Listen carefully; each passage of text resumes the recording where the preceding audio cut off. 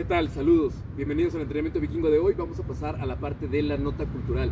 El día de hoy vamos a expandir un poquito más nuestro conocimiento sobre la espada vikinga. Muy bien, muchas veces hemos hablado de este tipo de arma. Esta arma era muy codiciada en esa época. Hay algunas sagas que nos dicen que el valor que podía tener era equivalente a 16 vacas lecheras. Y realmente, aunque no tengamos una forma de valorarlo monetariamente eso directamente, pues realmente eso habla de mucha riqueza, ya que una vaca pues podría servir a una granja, ¿no? Entonces tendrías mucho alimento y un gran recurso para muchas personas. Sabemos que era un arma que tenía gran capacidad ofensiva, gran capacidad para matar, para destruir, como el resto de las armas vikingas, como por ejemplo tenemos las hachas vikingas.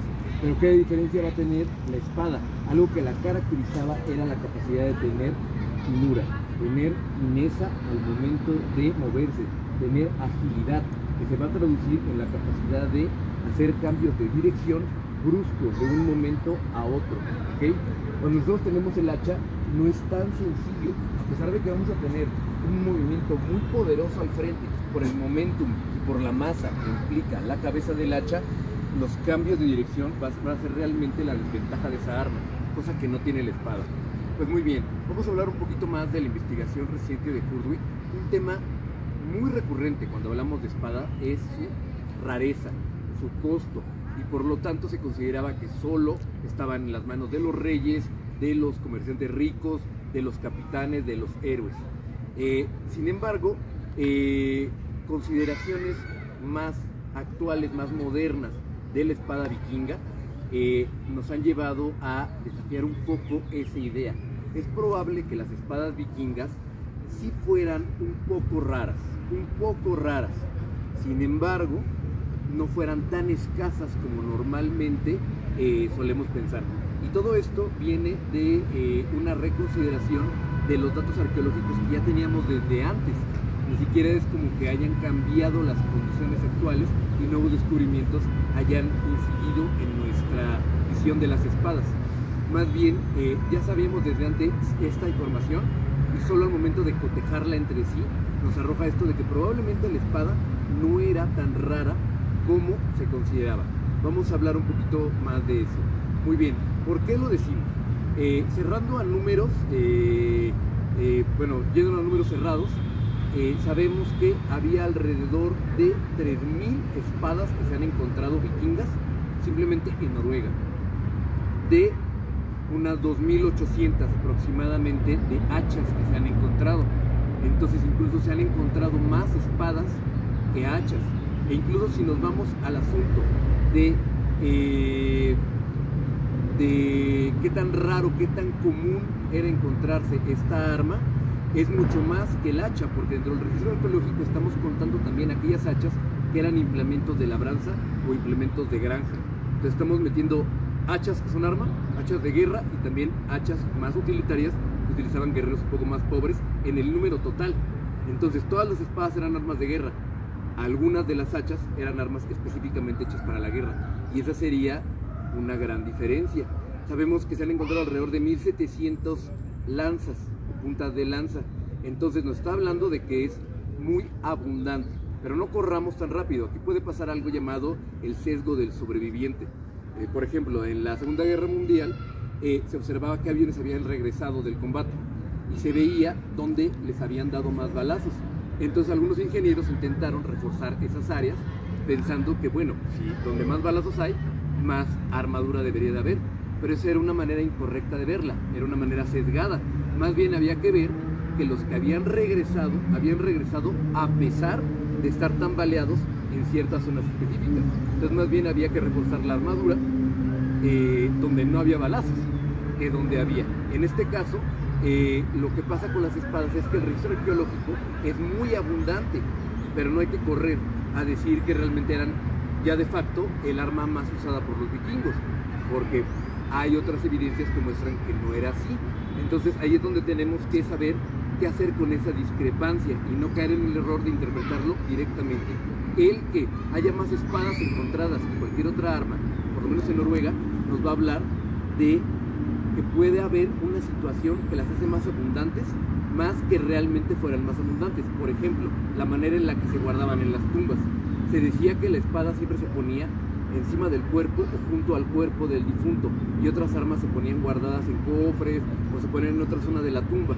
Es posible que sobreviviera más espadas por esta situación que por otra cuestión. Realmente no sabemos. Y aquí vamos a tocar algo que pasa también con los yelmos. Recuerden que cuando hablamos de los yelmos, sabemos que solo se han encontrado 5 yelmos, de los cuales 2 se encontraron más o menos completos como para saber cómo eran. Son muy pocos para la cantidad de yelmos. Entonces eso debe significar algo.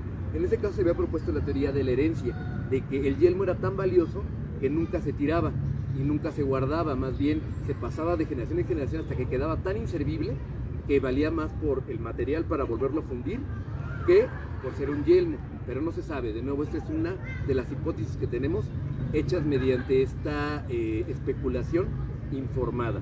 Entonces, se nos habla de que las espadas eran muy importantes. Tenemos el ejemplo de Grettir Asmyrdarson, no lo vamos a confundir con otro héroe del que vamos a hablar un poquito más adelante, que usaba una espada que venía aproximadamente, por lo que cuenta la historia, siglo V o siglo VI, ya tenía un mango moderno. Entonces ahí se nos habla, y también lo podemos ver en el registro arqueológico, de que había hojas que eran tan valiosas y eran consideradas tan poderosas que se les ponía un nuevo mango, una nueva guardia cuando estos se echaban a perder, y así podían perdurar durante los siglos. Es algo bastante notorio. También otra cosa que vamos a ver es que la mayoría de combates que se describen en las sagas hablan de hacerse con espadas. Más de la mitad de los combates de los que se hablan se hacían con espadas. Por ejemplo, en las sagas islandesas encontramos que el 1%, tal vez menos del 1% de los combates son con cuchillo. Sin embargo, la realidad arqueológica nos habla de que había muchos cuchillos y pocas espadas. Esa es la discrepancia que tenemos que analizar, que tenemos que investigar y cotejar con los datos para llegar a una realidad pues más tangible de lo que realmente era el uso de las espadas. También les comentaría que, por ejemplo, había héroes que eran conocidos por utilizar otro tipo de armas, que eran famosos por utilizar otro tipo de armas. Por ejemplo, Hilli Hafnurdarson, otro héroe diferente, era famoso por utilizar el arco y también un tipo de lanza que no sabemos cómo era. Creemos que era una lanza que tenía una hoja muy larga, era conocida como Atgeir, y él era famoso por esas dos armas, pero también llegó a matar enemigos utilizando una muy buena espada. Entonces, alguna tendencia que vamos a ver, algo que vamos a observar, es que los héroes eran relacionados con las espadas. Generalmente, aunque tuvieran otro tipo de armas, muchos tenían una espada.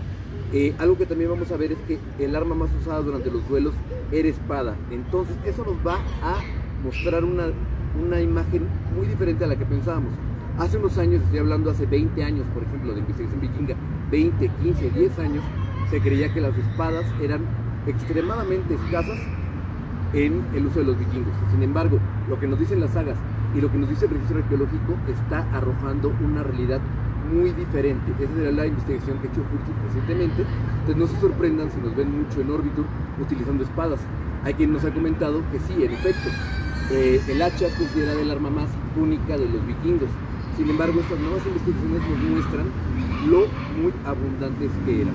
También lo vemos un ejemplo en las sagas de lo probablemente más comunes de lo normal que eran las espadas.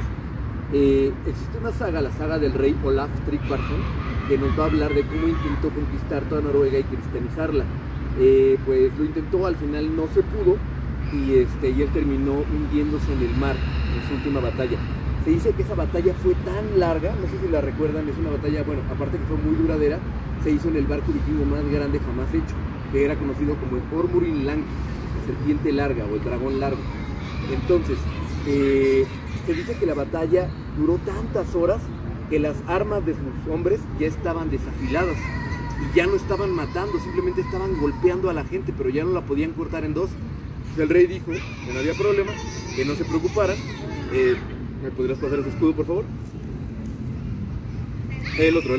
Que no había problema, que no se preocuparan, y fue por uno de sus cofres, y dentro de ese cofre encontró...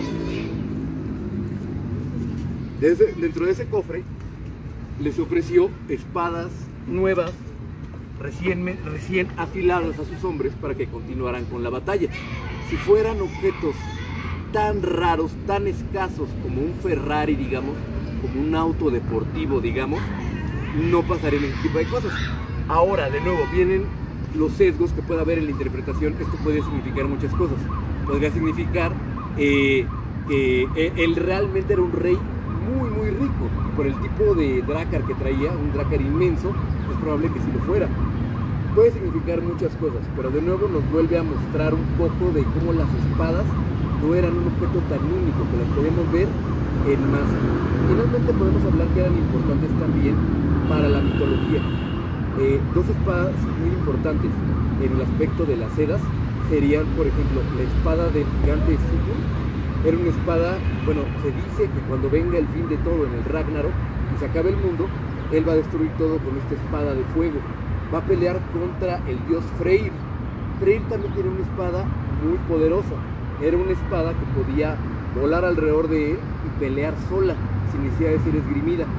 Pero él, para conquistar el corazón de una gigante muy hermosa, le regaló la espada, y al final de los tiempos lo único que le quedó para defenderse fue un asta de venado. Entonces peleó asta de venado contra fuego y perdió. Entonces ahí ya nos habla de dos espadas que fueron importantes en la mitología. Y yéndonos más hacia el lado de los mortales, tenemos una espada muy famosa, que es la espada Garm. No sé si la conozcan. Es la espada Gram, perdón. Es la espada que utilizaba el héroe Sigurd, del cual dijimos su poema hace un rato. Esta espada la utilizó para matar al dragón Fafnir, escondiéndose en un hoyo y clavándosela en el vientre. Se dice que esta era una espada muy poderosa porque fue forjada muchas veces. Él tomó los restos de la espada de su padre y con el herrero Regin la forjó una y otra vez. Y cada vez que la terminaba, trataba de cortar un yunque. Hasta que fue capaz de cortar en dos el yunque sin partirse, él supo que ya tenía el arma adecuada. Estamos hablando de un arma increíblemente poderosa, del cual probablemente se están exagerando sus propiedades, pero aún así nos habla de la figura más grande que la vida, que luego era la espada. No solo era una herramienta que usabas y tirabas, te comprabas otra cuando se acababa, sino que era parte de tu ser, una extensión del hombre mismo y una parte pues muy importante a respetarse. Pues muy bien, compañeros, esta sería la nota cultural del día de hoy, en el que expandimos un poquito más la actualidad de la investigación de espadas vikingas. Aquí es Orbitur, Escuela de Combate Vikingo. Yo soy Rodrigo Torres, diario de Orbitur, y los veo en la siguiente. Si pueden, díganle a sus amigos, comenten, compartan y todo lo demás. Hasta luego.